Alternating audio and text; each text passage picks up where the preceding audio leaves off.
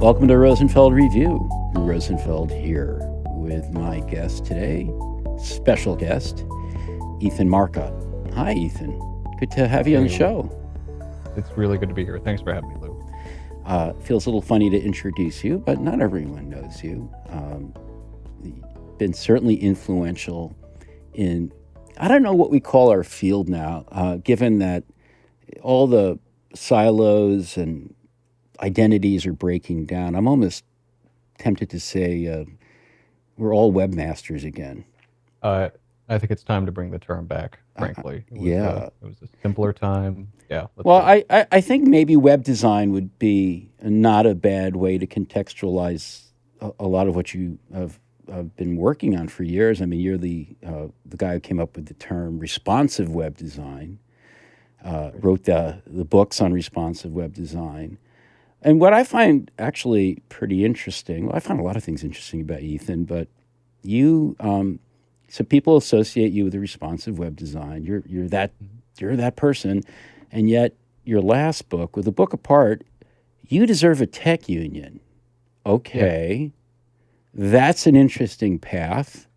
sure. Let's get into that, but before we do, I just want everyone to know, I always have I love having really great guests like Ethan, but sometimes I have them not just because they're interesting, but because I want to let you know about something they're doing that involves Rosenfeld Media. And Ethan is one of the speakers, actually a panelist at the very first Designing with AI conference. It's taking place virtually June 4th and 5th, 2024. Uh, that conference has two goals. One is it's going to feature a lot of really practical, show you how they did it, show you how they're doing it, applications of AI by UX designers, writers, and researchers. We've got 10 case studies and demos. That's sort of the meat of the 2 days. There's a great opening talk by Dan Hill, a closing talk by Jody Felizi. But then we have two panels. Ethan's part of one. Each panel is going to accomplish what we hope is the other major goal of the conference, which is to help you build the muscles for critical thought. Where looking at what designers and writers and researchers are doing with AI, uh, how it, there's just a lot of things that are could go wrong, or a lot of things that maybe it's not, could go wrong, but certainly require more thought. And our panelists, including Ethan, are going to look at the proceedings of each day and try to help us think through and start to model for us the questioning that we need to have as we plunge ahead with AI. And so uh, I'm really excited about you taking your perspective on labor and organizing the workforce and how that relates to AI to our conference. But before we even get to AI, let's get back to this weird journey you've been on. How'd you get to Yeah, tech unions? yeah. You're not the first person to ask that question, Lou. Because yeah, if somebody looks at someone looks at my first two books and then looks at the third, they think something drastic happened. But the way I describe it is, I grew up in a household where unions were kind of generally understood to be a pretty good thing. I didn't have a union household, but like I was taught by union members. I got healthcare from union members. Like this was something that kind of felt important. But when I joined the tech industry way back in the Stone Ages, basically, I think there was a general sense that like tech work was somehow different, right? We worked doors, we paid pretty well. Like, there was something different about our industry that maybe set it apart from other kinds of work. Um, but in more recent years, I've been writing a little bit more about labor issues in tech, in part because I don't think tech work really is all that different. And in fact, a lot of it's been led by tech workers kind of across the industry, sort of standing up and saying that tech work can be better and needs to be better. Hmm. Um, I write about this in the book, but sort of a flashpoint moment for me was back in 2018 when 20,000 Google workers, walked out of their offices in response to, some allegations of sexual harassment that have been levied against, some pretty high profile executives at the company. And so they basically were, marching out of office, out of they were basically marching on the boss with some demands for a safer workplace, basically. And we hadn't really seen anything of that scale in tech before. We'd seen, leading up to that point, we'd seen like open letters and protests and, sort of like tech workers realizing that they have power and when they act collectively. But that moment felt new and kind of important to me. So that kind of like, that was where I decided I wanted to write something longer about the need for labor in tech. And in the years following, we, saw a continued wave of organizing. We even saw some companies actually form unions, from Hmm. Kickstarter to Nava to Glitch, Bandcamp. I mean, um, this isn't like a hypothetical. Uh, this isn't really a hypothetical situation anymore. Like this is a thing that's happening in our industry, and I felt it was kind of important to write about it. So, there's probably a conception uh, among many of our listeners that a union Mm. is not really for people who are typically pretty educated, Sure. upper middle class at minimum. Really, I Mm. mean, pretty comfortable work settings, except for the sexual harassment, of course. So I shouldn't say comfortable, but maybe by comparison, fairly comfortable and well paid. Hmm. Uh, and of course now complicating that is the waves of layoffs. Yeah. And I think a lot of times that's when you need the union the most, but you're the most afraid to organize. So there's Yeah. a tricky thing there. But, is this conception of the union movement is not for me. That's something from the 50s for people in manufacturing. Is that something that you see persist? Yeah, absolutely. And that's part of the reason I wrote the book was to kind of like not just sort of talk about what unions are and how you can form one, but also to kind of like lay an argument in front of the reader about the fact that they are a tech worker and that there's a need to recognize your status as a worker. Um, and that by, sort of that awareness of your status and banding together with other tech workers, you can actually improve your situations under which you work. I talk about, I'm glad you mentioned the layoffs because we're definitely talking, you and I, in a moment where, hundreds of thousands of people have lost their jobs. So I think that's made the argument a little bit easier to make. Say that again. Made the argument a little bit easier to structure these days. But the way I sort of talk about it in the book is kind of asking two questions, and basically just asking the reader, like, what do you actually like about your job, and what would you change about your job if you could? And I think going through that exercise is helpful because as an individual worker, your path to acting on your answers to those, like, you know, maybe you like your salary or your benefits or the fact that you get to work remotely, or maybe you'd like to change your salary or your benefits, or maybe you'd like to have more flexibility in where you work. Um, that the terms under which we work aren't really dictated by the workers; they're dictated by management, by leadership, and Hmm. they can kind of change at any time. So that's I think one of the big fundamental reasons that a union is so important because it's a path to literally a contract. It opens up a collective bargaining process. It allows you and your fellow workers to sit down across a table from management to hammer out the terms under which you work, so that they can't be changed sort of arbitrarily. That you can advocate for things that you want to see improved or changed in the workplace. And I think that that's something that we're just starting to see in the industry now. Started to see unions win their first contracts and talk about the benefits of those contracts. And I think those kinds of protections are incredibly important for all workers, especially in tech. What kinds of benefits are they winning? Yeah, When they answer that question, what we don't like about our jobs, yeah, what typically comes up in the tech space? totally. Yeah. I mean, it changes pretty dramatically from workplace to workplace.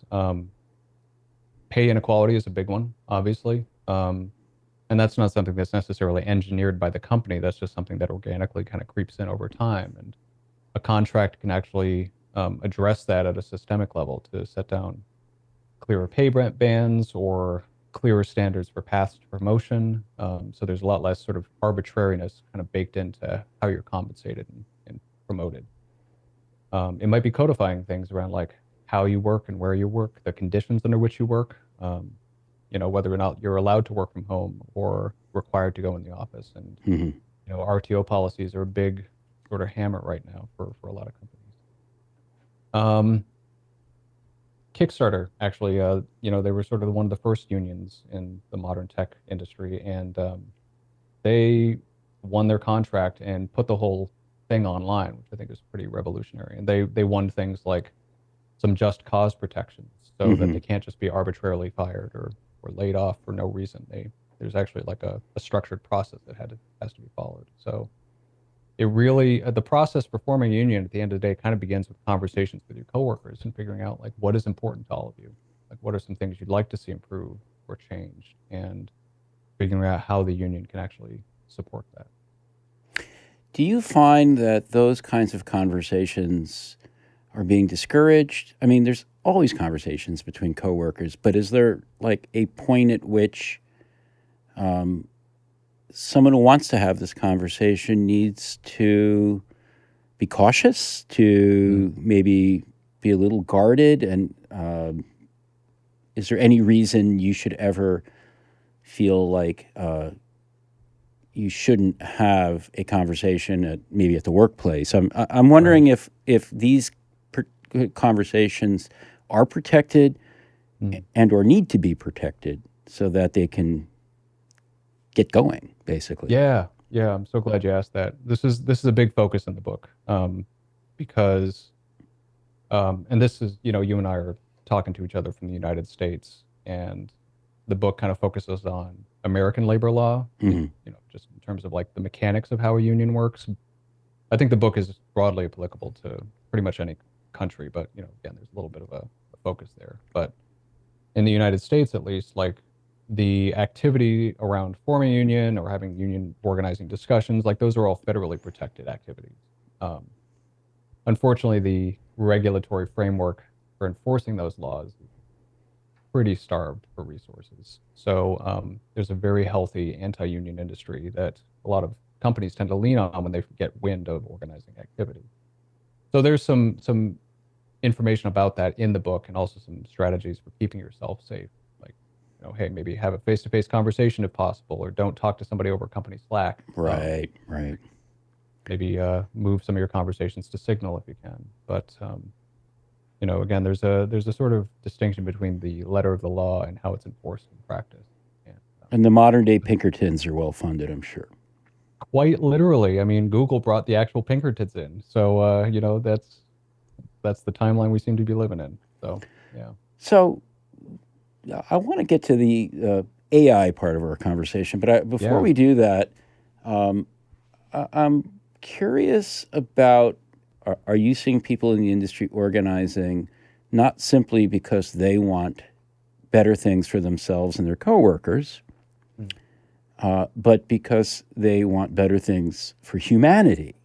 Yeah, And, yeah, if you work at Google or Meta or, uh, right. any number of large organizations that basically are the de facto, uh, infrastructure for the internet, Yep. but yet are private entities. Is that ever a motivator for organizing?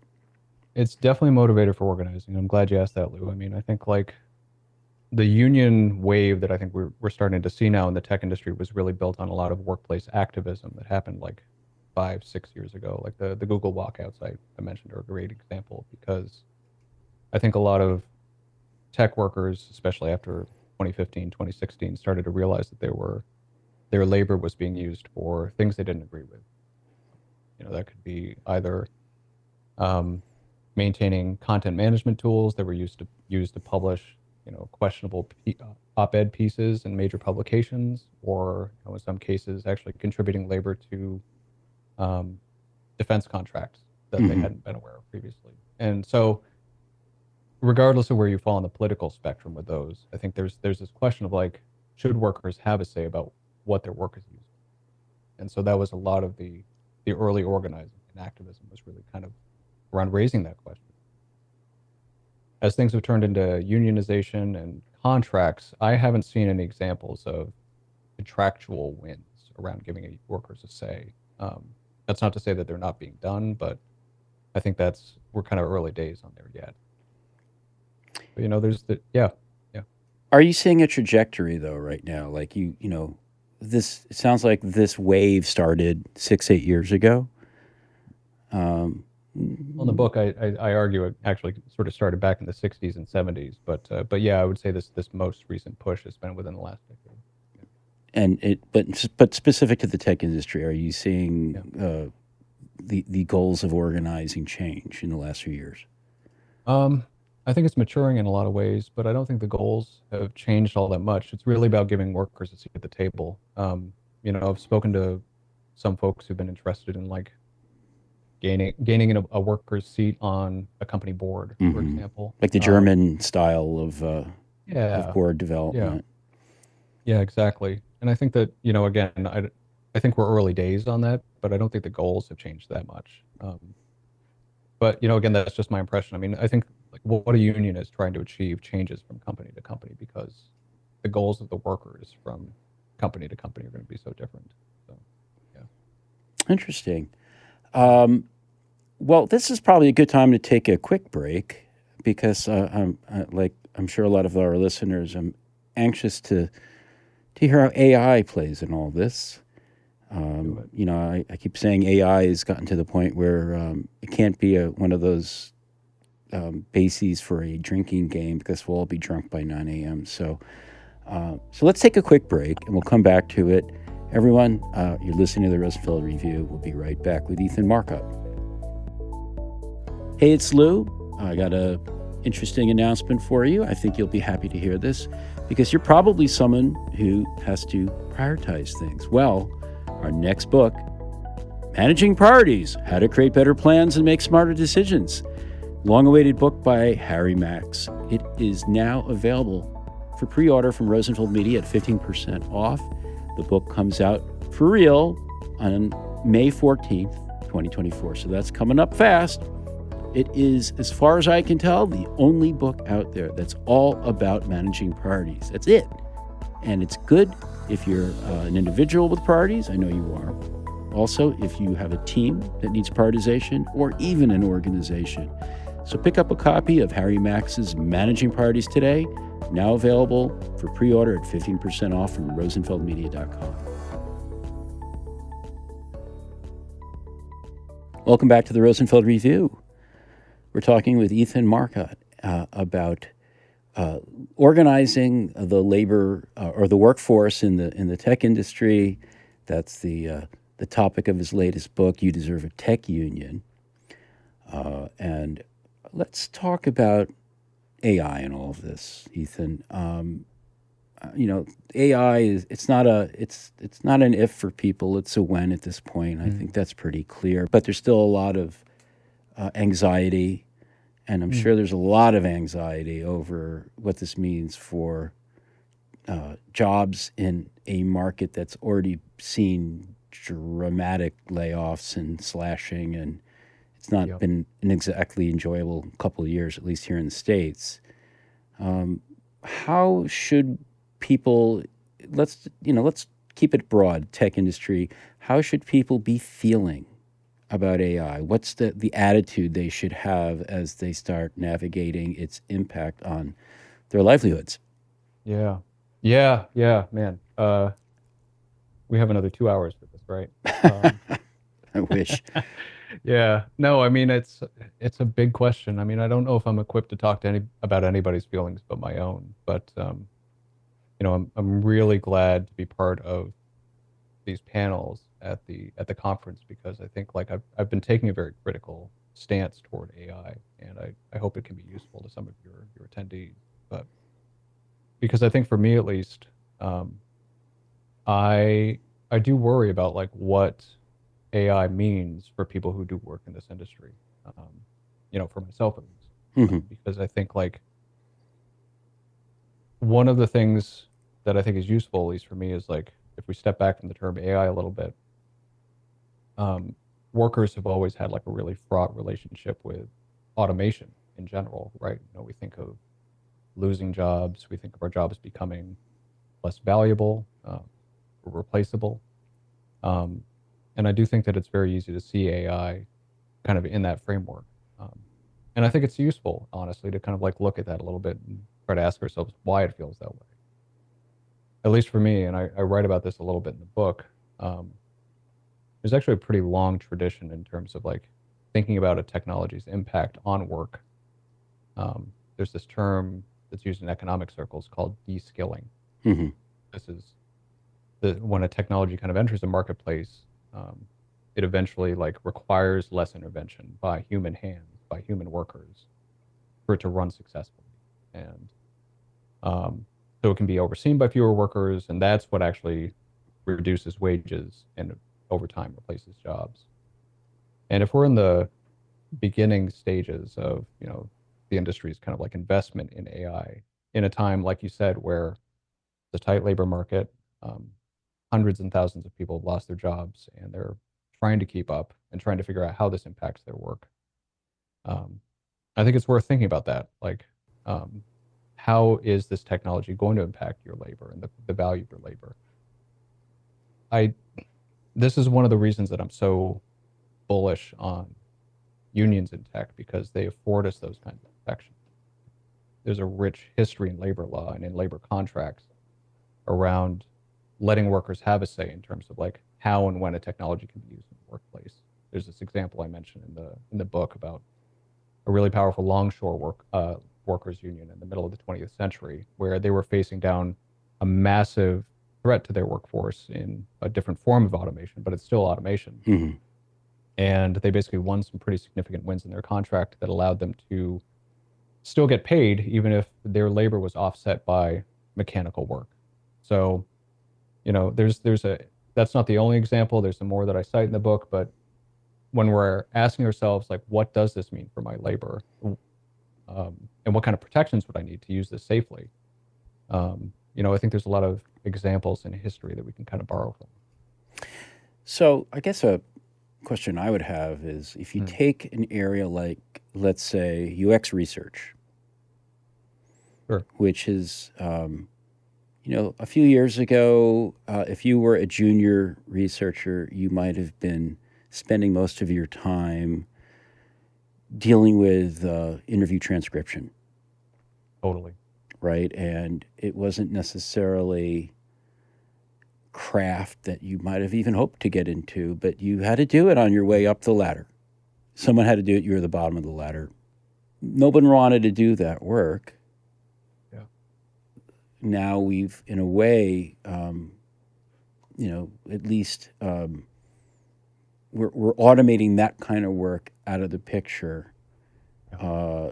And so I'm struggling to come up with the question here, but I feel like there are natural changes to many types of labor that I worry about a union holding on to Mm, when mm, it's not necessarily even in the best interests of the people who are in the union.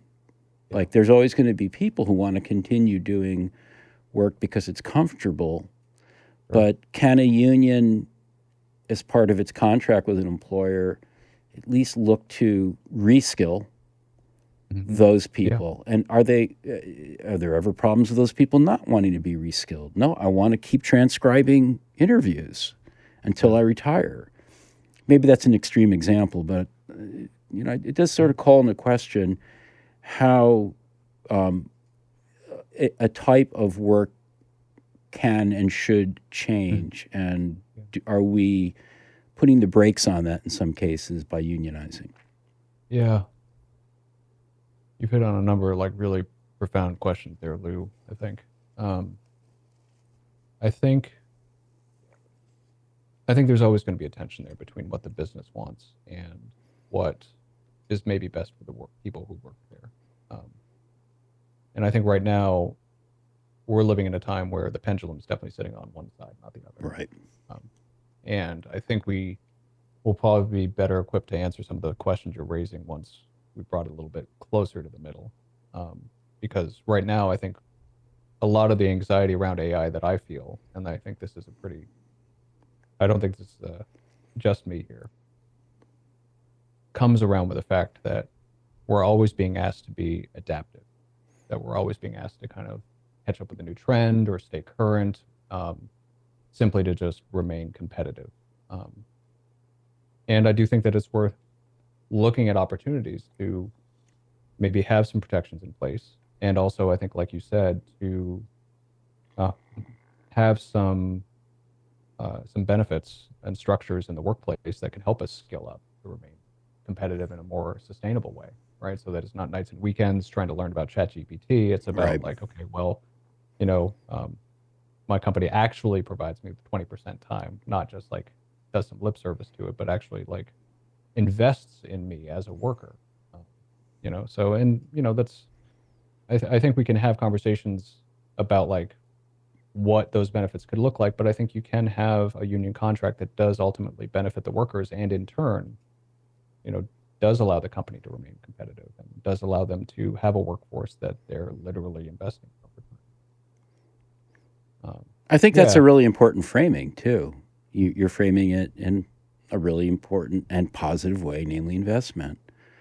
I think there's a bigger problem in our industry, certainly in tech, in that we would invest in people more, but we expect people to job hop more, and they yeah, often do. And it's interesting. I once saw a study that compared the automotive industry in the Detroit area with the tech industry in the Bay Area.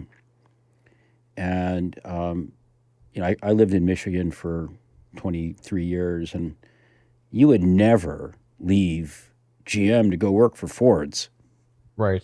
Sure, sure. whereas it was sort of like encouraged in the Bay Area. It's like, of course, you're going to change every couple of years. And Yeah. it was interesting. Just as an aside, like, one of the explanations was geography. I remember in the '90s, I believe it was, Daimler or Chrysler at the time decided it was going to build a new headquarters, so they built a new town. Literally, they Wow. incorporated an entire new Auburn Hills, Michigan was basically had one resident. It was the Chrysler Corporation, Wow. and Yep. it was like an hour and a half out from downtown Detroit because land was cheap. You can't do things like that in the Bay Area because there's not enough land. People are on top of each other. Yeah. So anyway, there's that cultural aspect of jumping around, and why would I invest in people? Yeah. That I think comes partly from the geography of the Bay Area and its influence on Mm. the tech industry. Yeah. But I keep thinking also of like the like how labor works in much of Western Europe, Mm. where they don't jump around so much, Yeah. Yeah. and they have that investment in people. They're also geographically pretty on top of each other, so maybe the geographic Sure. argument it holds no Sure. water. Anyway, where am I going with this? I don't know. I promise I'll stop monologuing here. But as you're talking, I started thinking of a version of the Stewart Brand pace layering model Sure. for Sure. what you do and what the contract is with your employer. Yeah. So, Yeah. maybe the stable core is I know I'm going to have some security, like I'm going to have a Hmm. salary of a certain amount. Maybe I don't get a bonus every year, but I can count on not worrying about feeding my kids and maybe taking a vacation a few weeks a year, whatever that Yeah. might be.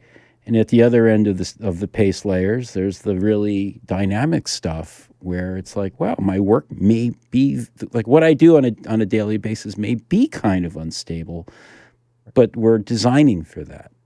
Hmm. So I may Hmm. be transcribing interviews this year and I may be doing something very different in 2 years. And that's Yeah. built into the expectations. As Hmm. long as my stable layers are making sure I can put food on the table and I don't have to worry about finding a new job every 6 months or whatever. Right. Yeah. Exactly. Um, The book is really built on interviews that I did with various workers kind of across the labor movement in tech. And, one of them that I spoke with told me that, historically tech workers, their only option has been voting with their feet, right? That if Yeah. a job's not working for them, they have to move on because of their relationship with their boss, or, their salary could be better or their benefits could be better. Um, and that for me was a pretty powerful narrative because, as they pointed out to me, like that says something about the workers' options, but it also says that the management's just kind of trained to think that there's always going to be another, that they don't have to invest in their workforce or improve conditions. And that's why I think, collective action in the workplace and building a contract together with your fellow workers, such a powerful alternative to what we've got right now. And it's been pretty amazing to see like the early payoffs of that in some of these shops. So Well, excited to see. it's interesting. Like like the industrial model. Like we were talking about the '50s earlier, and that's like a lot of people's conception of unions. Well, maybe that kind of work, I guess, was more Taylorist, and workers were Mm-hmm. like literally almost cogs in a machine. But if you're talking about tech workers, you're talking about people who have a lot of knowledge. Yeah. How is it not more painful and expensive for organizations to let employees vote with their feet? It Mm. seems almost Yeah. like a paradox. Yeah. I mean, there's more studies than I've been able to read about, just how inefficient in many ways a layoff is. Yeah. So it's it's a little challenging to sort of like see what's been happening in the industry for the last year and a half because this isn't good for anybody, frankly. Um, but yeah, I mean, I do think that this is where a lot of my AI anxiety comes from, and one of the reasons that I think it's worth having a conversation about labor and tech now is because I do think that there's a well, two things. One is tech work, I think, encompasses many different kinds of work. There's knowledge work, but there's also, administrative tasks. There's folks who do content moderation, community management, and there's data trainers as well from the AI side of things. So I think it encompasses folks across the spectrum of kind of privilege and access. Um, but with that said, um, I do think it's important to note that our work, for those of us who might consider ourselves knowledge workers, I do think that there's an interest in the industry now for, at least a stated interest for reducing the value of our labor.